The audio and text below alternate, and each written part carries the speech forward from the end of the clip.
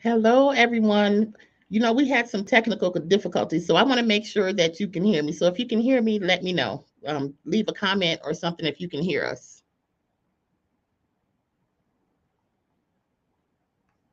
I hope that means you can hear us.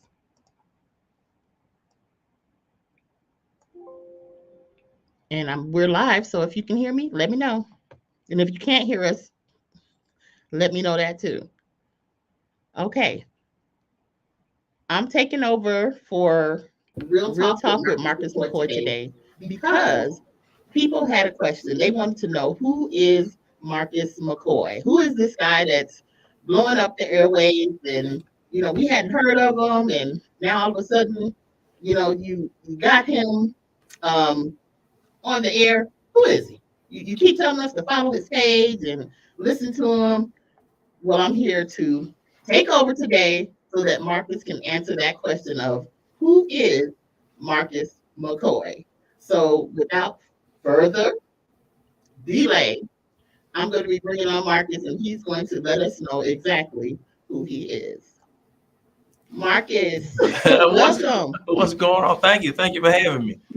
We're glad to have you here. Now, people did have that question because they want to know who you were. You seem to have popped up out of the blue. So, of course, I know how I met you, but I want you to tell the people a little bit about who you are, and then we're going to get into some other things. Okay, well, simply put, obviously I'm Marcus McCoy. I'm the host of Real Talk with Marcus McCoy. I'm a guy, born and raised Jackson, Mississippi.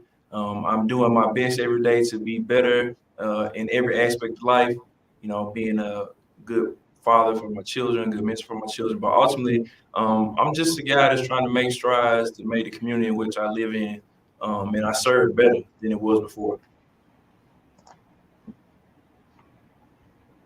So, that's really me in a nutshell. Trying to make a splash in a positive way. He's being modest right now.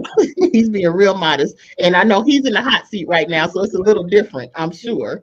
But we're gonna go ahead and get started. So, and I know you said you're from Jackson, Mississippi. So, what was it like growing up in Jackson? Oh man, it is. How much time we got? It's interesting. It's a place that it definitely, I feel like it can make or break you. Grew up, again, great parents, but there's a lot of different things that happen in our city: crime, poverty. It also kind of makes people feel there like you don't really have a whole lot of opportunities in life to be successful, other than going on the wrong side of the track and doing something that you shouldn't be doing. But I'm thankful for all the experiences I did have in Jackson, because I feel like if you make it out of Jackson, I feel like you can make it anywhere. And I feel like that just set the stage for me in where I am now and where I'm trying to continue to go and grow as a person. Okay. So now you have quickly become a fearless, recognized voice in the community, to discussing topics such as judgment, which seems to be a popular topic, and rightfully so, as we will discuss shortly, men's health and voter registration, just to name a few. When did you first recognize your gift of illuminating important topics via new media outlets such as podcasts and on YouTube? So I think that's a multi-layered question, but I think the best way I can answer is, I think about, say, probably like 17 years ago, I had this friend. It's before, podcasting and all that stuff really took off. Before, YouTube was a thing, but I don't think it was as prevalent as it is now. But I worked with this guy in the Army. His name is Michael Smith. So shout out to Smitty. I remember he told me, like one of the first times we met, and in his words, he said that I had the gift of gab, right? So for all the black folks out here listening, it just means you can talk. And I just noticed some of the things I was doing in the Army, try to motivate soldiers and get soldiers to do different stuff. And then of course, as you all know, Monica is the leader of the Black El Paso Force, Black El Paso Force Revolution, as we say. Um, you know, she basically, discovered me. We had a long conversation. She felt that, I had some things that people would want to say and want to listen to. And ultimately, she gave me an opportunity. And I'm thankful for it. And I'm here and I'm running with it. Well, I appreciate that. And, it wasn't that I found you. I think God led us to each other for a reason. Amen. So, and like I said, I know you're from Jackson. So how did you get here in El Paso? Oh my goodness. So I PCS'd here for you guys in the military, you know what I'm talking about. But for you civilian types, what happened was I was in the United States Army, and the United States Army decided to send me here to Fort Bliss, and that is how I ended up here. Um, I Most people, they come to El Paso and they do 3 years and they leave and all that kind of stuff. But it's just grown on me. I've been here since 2011. Um, I consider myself. I would never take the Mississippian tag off because I am a Mississippian through and through. But I also feel like in large part I am an El Paso, and because of the time I spent here, I'm pretty acclimated to the community, the people. My kids, they enjoy being here. So yeah, I'm an El Paso by all accounts. Okay. Well, for those who wanted to know, that's how Marcus got to El Paso. So, do you believe being an active part of organizations or initiatives assisted with kind of paving the way for you to be such a successful advocate within the community? And if so, how? And I say successful because we get the messages from people saying, they enjoyed your show and they tune in regularly. So that's why I say successful. But do you believe that being a part of the organizations assisted with you being who you are today? I think I would absolutely be foolish not to give credit to the organizations that I'm in, as far as, give me the platform and the stage, to be able to, network with different people. People see me in the community doing different things with, different organizations.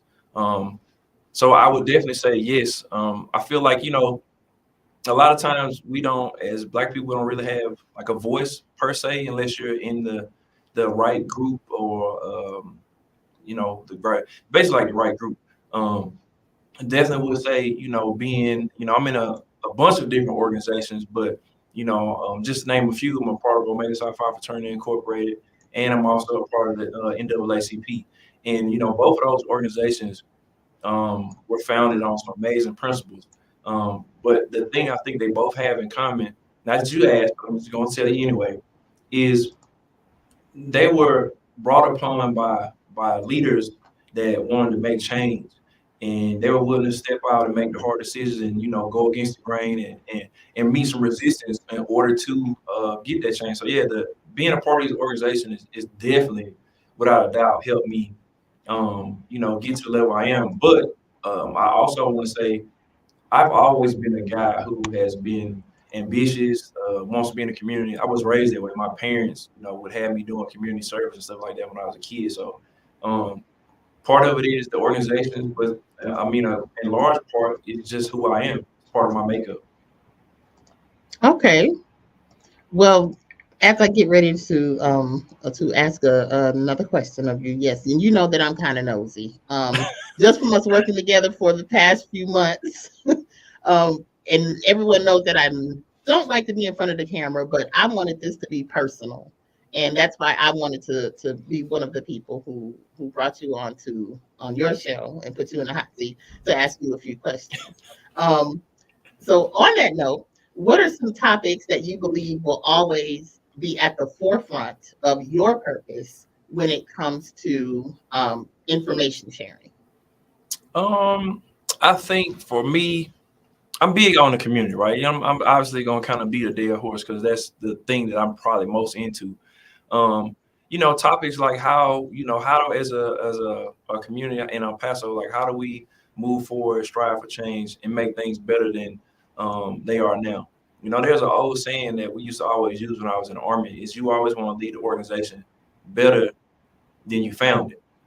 So I think, community engagement. We're definitely going to be talking about topics like, relationships, and even, judgment. For some reason, it's been a it's been a popular topic, amongst the show. But just things of that nature. Um, I'm definitely, planning on having different, in the future, different people coming on. I plan on doing some talking, or doing a show on mental illness, because I think that's for the Black community. I feel like it's a topic that we don't really talk about. We kind of just push it to the side. So, those type of things, and at the core, just anything that's gonna make life for everybody better, and having those meaningful conversations. That's what I strive to do. Okay. Well, thank you. You know what? And I know this is a difficult position to be in, especially being on camera. And like Silly just she posted um that she was basically I'm finally on camera. Yes, I'm finally on camera. She And don't came out from behind the shadows. yes, and everyone knows that I really hate to be on camera, but this will probably be the only time, except for in February when I'm on Suite 915 with Curtis and Fedora. Will probably be the only time you see me really, unless I really just step forward and do what God told me to do and be on camera. But God know have your heart. yeah, have you faced any challenges since stepping up to be a voice within the Black community here on the border? So yes, I have. I think also understanding that being in this position, we always want, people to step up to the plate and be part of the change, right? But then when that person comes, we find every reason in the world, especially as a Black community. So Black people, I'm specifically talking to you. We try to find fault or reasons for that person or those group of people not to be that particular leader. Um, I need you to understand that at the end of the day, like, I feel like I'm doing what I'm purposed to do. I hear a lot of the, kind of behind the scenes conversations. People tell me different things that are said. I mean, not that it bothers me, because at the end of the day, that's what comes along with this. If you look at, and again, not to compare myself to any of the great African American leaders we've had in the past, right? Because I'm nowhere near that. I'm just trying to do my part while I'm here. Um, you take any one of those people that you like, the at the pinnacle of leadership, and it's always seems to be. You look at the history, is there people that kind of tear them down from the inside, and that's kind of where we always get stagnant as a race, as Black people. Um, so I've had that, but also because I understand that comes with the territory, it's not a thing that's going to hinder me from doing what I'm doing. I'm going to continue to be who I am, live my own truth, steady be in the community. I mean, because that's what I'm here for. I'm a big part of me is I care about legacy, right? I have my own kids, and when my time is done here on this earth, I want people to be able to look back, but especially mainly my kids and my family, and say, you know what, man, hey, he was out there doing his thing, in a positive way, and that's pretty much it. Okay. Thank you for sharing that. And that's open and honest. Like I said, for those who were asking the questions about who is Marcus McCoy and what is he doing here in the community, that's what he's here for. And if you have any questions, make sure to put them in the comments and we'll definitely get to it. So, it's no secret that you are active within the community. So please share with us some of the initiatives or projects that you worked on or will be working on soon. Absolutely. So, I'm currently serving as the Fatherhood Initiative Chairman for Make Us High Five Fraternity Incorporated, Sigma Tau chapter here in El Paso. And we recently just partnered with Jack and Jill. I want to say it was in November. I just can't remember the exact day. I want to say it was November 5th.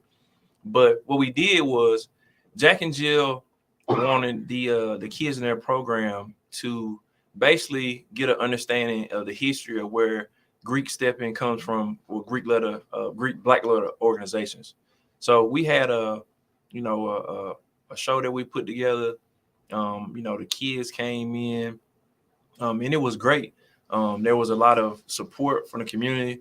The Delta Sigma Theta Sorority Incorporated, El Paso alumni chapter actually, came out there and helped and showed a lot of support. So that was definitely great. I think for me too, just on the outside, I remember when I was a kid, we had like little programs like that too. So it was cool to be a part of that program and, you know, teach the kids some steps and stuff like that. Now I'm not gonna lie, I'm getting a little older, so I try to get out there and do something too. So I was a little tired. Had to put a little being gay on the knees after it was over with, but it was a great event. All the kids loved it. They learned some routines. Jack and Jill was extremely thankful for it. They invited us to an event they have coming up next year that we plan on attending. But for the future, um, definitely got some things in the works. What we got coming up now, me myself. So I started this initiative called Success Beyond College, right?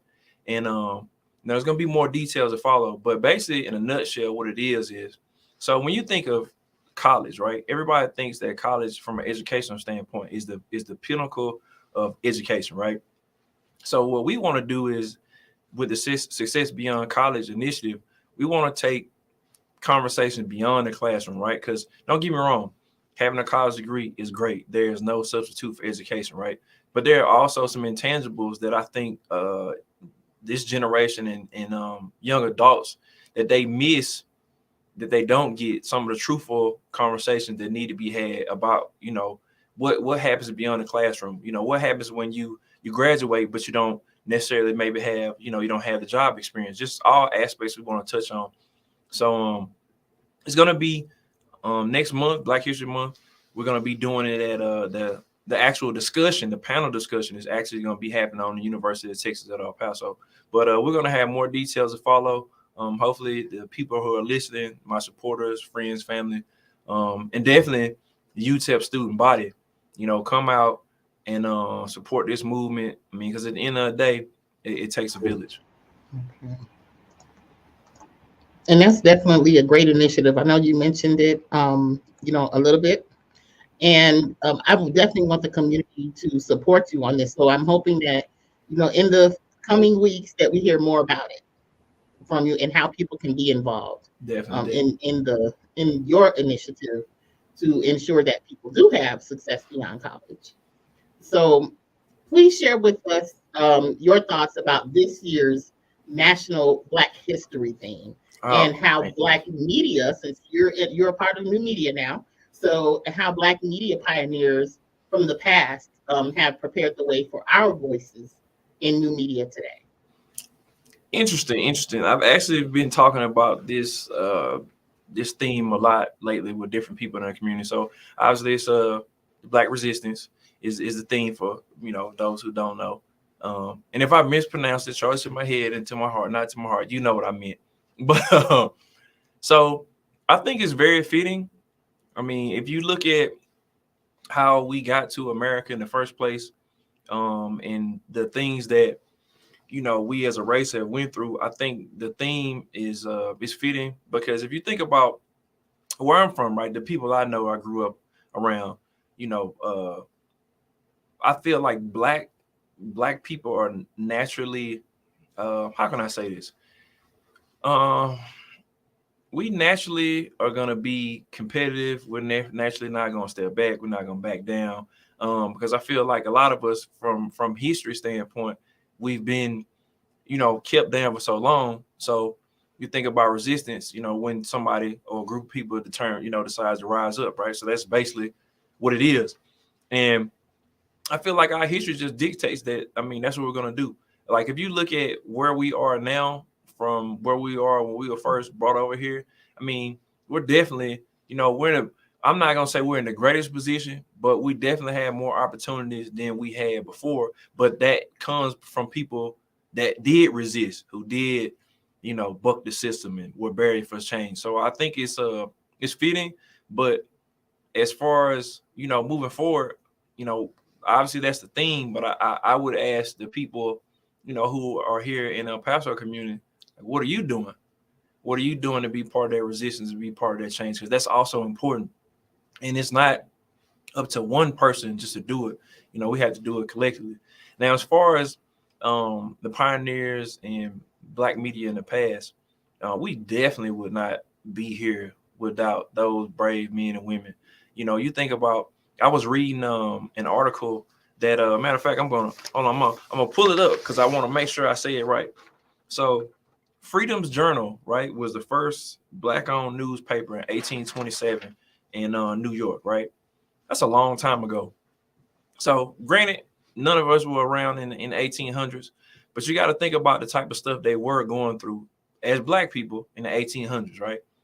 See, I have, and we have as new media, new black media, the luxury of, being able to get on here, voice our opinions, right? But we don't necessarily have to walk around in fear of losing our lives just because we're letting our voices be heard. Those are the type of struggles that, black people had back in the day. You could, you know, post a news clipping or a news article, and if the wrong person didn't agree with it, you could be hung, or your life could be taken, or your family household could be disrupted. So, definitely thank those pioneers. I read a lot of those articles from back then to kind of, you know, give me an inside track on how I should be moving forward with my presence as far as the community. But definitely thankful to those people. Um, also, I'm not gonna show myself right now because I'm trying to pull up. I want to pull up something to show Marcus, but hopefully get that before the end of the show. So, how can Black El Pasoans become a part of solutions to issues that we sometimes face? I think the main thing is you got to be active, right? You got to be active and you got to willingly be engaged in whatever that issue is. I think a lot of times what we do is, so we'll be on something for, a hot little second and we'll be excited about it. But then when it doesn't go our way, then, okay, then we're done with it, right? I don't think that's the way we move forward. My mom always say, if you gotta, you always got all these gripes, but you don't have any solutions. I think the solution, in my own opinion, and I'm not the be all end all for everybody in the city, but just my thoughts, is that first of all, what we got to do is black people, we got to come together in this city. We're a very small part of the population here, and everybody who is black knows that. And I want to also say this: when we talk about being black, that does not mean we are anti anybody else, right? I'm just specifically talking to other people that look like me and that type of stuff. I mean, we love everybody else. I will say El Paso, I don't have any gripes with El Paso. I've had nothing but, good friends here, built great relationships. But it starts with us coming together. There was a segment where I think we did the very first show we had. It was called "What Happened to the Concept It Takes a Village to Raise a Child," right? So where is the village in El Paso? So, yeah, we got, certain groups of people that's black that hang out, right? But that does not affect the whole population of El Paso. I don't know the exact number, but I think it's like 3.7% of the population. It's somewhere in there, right? But it's low, right? And so what I'm asking is that we all come together, we get out, we do our part. If somebody comes up with, a plan of action, see that plan through. Don't be so quick to just be like, oh, well, I don't want to go with it because I might not like the person. It could be a good plan and it could benefit the whole. You just never know. Sometimes you got to step out your own comfort zone in order to make change. You know, I tell my friends all the time, and just another inside thing about me, right?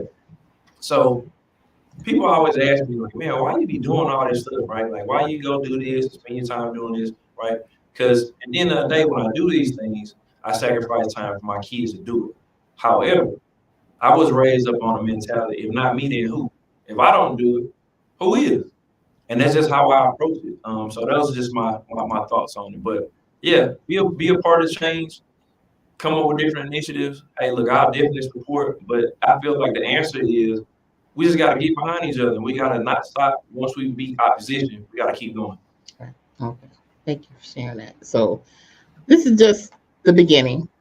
And these are just a few questions that we had so that people can get to know who you are and why you're in the community doing what you're doing. And part of the Black El Paso Voice Network, and like you mentioned, we're not trying to be divisive. We're actually coming together. So for those who wanted to know, I think he gave you a little bit, a little bit of it. He didn't give you everything. Trust me, he's holding back so much.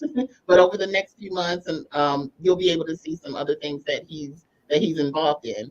And whenever I'm speaking to somebody, especially from El Paso, I have to ask them, certain questions, just a few little fun facts to see, so what they can share with others who may visit the city too. So tell us what your favorite restaurant or place to visit is here in El Paso, and that you believe people should try before they leave.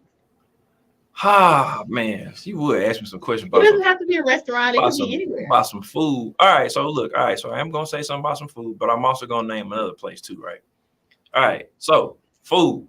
If you're asking me what my go-to is, man, I get down with some Carlos and Mickey's. I don't know what it is, but my second one would be the crab station because the seafood boil, don't get me wrong, it's not Mississippi, but it's one of them places that kind of reminds me of being home by just having the food. Now, places to go to. Listen to me when I say this. Whether you're black, white, Hispanic, whatever, right? There's a place in particular I want you to go check out. It's called the McCall Neighborhood Center, right?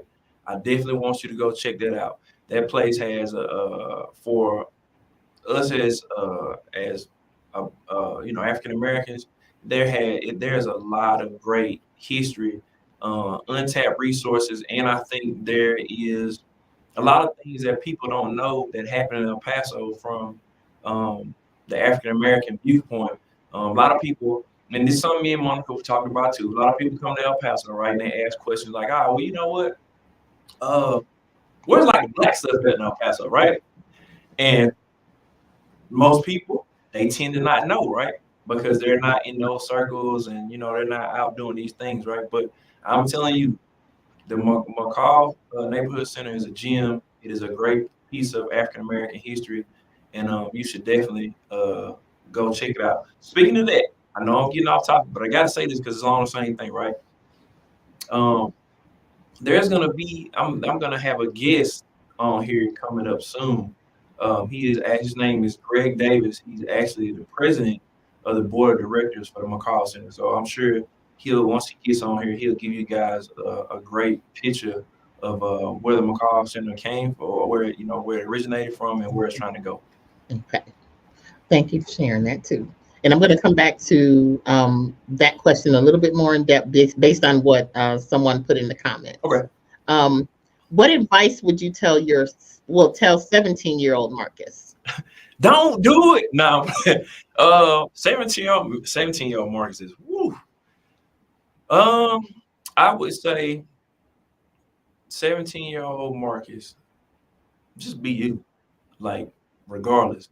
I would say you're gonna have some bumps and bruises along the way, right? But that does not make you any less of a king.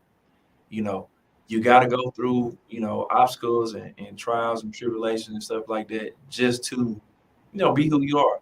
You know, I think a lot of people sometimes, like say like something happens to you that's unfavorable, right? And they wear it as a badge, like of shame for like their whole entire lives. Not meant to be like that, you know. Um, you know, you gotta first, whatever it is, you go through, you just take it as a lesson learned. Like I know that some of the stuff that I have done, been able to overcome, I wouldn't be here if I didn't have mistakes or back steps. You know what I'm saying? My mom said that you can't have a testimony without a test. And so I would just tell young Marcus, hey man, look, it's gonna be some stuff that happen, but there's nothing that you can't do that God ain't prepares you to be able to overcome. So just keep grinding, and when you get to where you're going, don't stop because we don't unlock that full potential that we have, and that's not to tell my New Year's resolution, but that's kind of like my mindset is I'm not gonna stop until I unlock my full potential. Amen to that. Show you right. Finish this sentence. Being black is Powerful but challenging. and that sums it up. Right. Okay. Before we go, I want to go back to a comment someone placed in someone put in the comments. Okay. And this is their question. What are some events or networks you plan to explore to build new relationships in El Paso? For example, partnering with the mayor or other city council members. Okay. They appreciate you, Daryl Coffee. Oh, by the way, that's my frat brother too. But great question. So I would say I definitely my 50-meter target would say I plan on doing a lot of work with the McCall Center coming up in the next year. Because again, from that historically black standpoint, I feel like they have a lot to offer, and there's a lot of things that can be intertwined in the community by using the McCall Center as a kind of like a barrier or a bridge, so to speak. I definitely would love to sit down with the mayor of El Paso, with the city councilman, and just talk about some different avenues, you know, and there's some different programs I would love for them to get behind that I think will be beneficial to the entire city. But none of that happens until we actually sit down and we have these candid conversations. And make no mistake about it, it has to be a candid conversation. Um, we live in an area where we want change like right now. And I also understand that doesn't happen like that. All the things we want to do, it takes time. But definitely gonna be, tapping in with them, and hopefully I can, talk to somebody in the mayor's office. The mayor himself will be excellent, and the city council, just to see what their plan is and how they plan to move forward, and how we as the city, and especially us, figure out like how we make things better. And that answers that question. In addition, I'd like to add that Marcus is also a part of one of our initiatives for Black El Paso Voice, which is the Black Roundtable. And we'll have those conversations and invite people to the table to not just continue to talk about it, but actually be about it and do something. And we do invite elected officials out to have these conversations. Some decline, some do want to be a part of it. Even now, with what Marcus assisting us with Black El Paso Voice, we'll be doing the Juneteenth event with the city. So that's a start. So we're looking forward to that too. But before we go, Marcus, I want Marcus to share with us his final thoughts. I'm bowing out. This was enough for me. This is too much for me to start the year off here in front of the camera right now. Oh my goodness, man! Don't do that. I may be back in February on some other things, but it was a pleasure interviewing you, and getting the community to understand a little bit about what you're doing and what you plan to do in the city, and how we're all partnering together to bring this to fruition. So people, you won't see me after this. It was great standing in for a moment to put him in the hot seat, but we're going to let him in this for us. That's funny. She keeps on using it. She's used that term, "put me in the hot seat." Look, she peer pressure started working on me in third grade. But I want to touch on something before we do get out of here. As far as like Juneteenth. So listen to me. Everybody in El Paso, when this Juneteenth event comes, I'm asking you personally from the bottom of my heart, please come out and support the event. It is vital. And I'm not just saying black people, right? I'm saying all of El Paso, please come out and support this event, because at the end of the day, it's what's needed. We can't always, I know you can't come out and support everything, but I'm asking you to support this because it's important. My final thoughts are, first and foremost, I want to thank Monica for, giving me the opportunity to have this platform. I'm glad she finally got on the camera, because she swear to God, she never liked it. I'm telling her all the time, like, get on here, and she's like, oh no, I ain't. So it was great to see. I feel like you guys got to see how creative she is, how genius she is, and the stuff that she's orchestrating behind the scenes to make things better for the black community. You know what I'm saying? Not just me, but for all of us, right? So definitely thank her for that. But I just ask that the city of El Paso, again, whether you're whatever race you belong to, ethnic group, let's just support each other. El Paso, I feel like in my heart, is a great city. If it hadn't have been a great city, I don't think I would have been here as long as I have. So moving forward, this is the new year. My birthday is tomorrow. I'm gonna be 40 years old, God willing. So hey, look, happy early pre birthday. If you wanna, I take Cash App, Zelle, all that type of stuff. You know what I'm saying? Whatever you want to give me. Nah, I'm just playing. But seriously, it is gonna be my birthday. I'm thankful that I'm getting to see another year added to my age. So now I'm gonna be 40, another decade. But I just asked the people in El Paso to get behind your local community leaders, and hey man, let's make some change. And make sure you guys tune in next month for the next episode of Real Talk with Marcus McCoy. So you know it's gonna be Black History Month, right? So we're gonna take a different spin on it. I wanna one pay homage to the past of African American leaders who paved the way for us, but I also want you to meet some of the African American leaders in today's community, in today's society. And I want to give those men and women, because we're going to have men and women, I want to give both groups their flowers, because I've seen the things that these people do in the city, and I want to be recognized because they're modest and they're not going to say it. But you know what? I see what they do, and I want them to be recognized. But until then, El Paso, until next time. Oh, hold on, Nikki Vaughn, thank you for the happy birthday. I appreciate you. But until then, until next time, El Paso, it's been real.